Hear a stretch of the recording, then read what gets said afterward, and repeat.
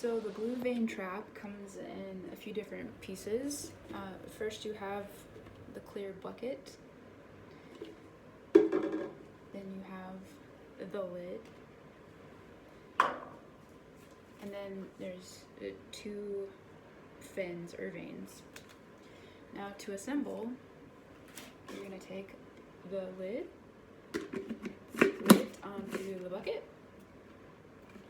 and then you take the vanes, and they have these slots, and they just slide into each other.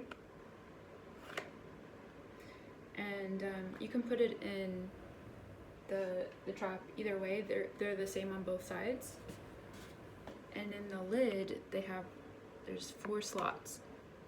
So you're just gonna stick the vane into the lid, so the little groove parts sit into the slots, and then you push down until all 4 of them click in, and that's it.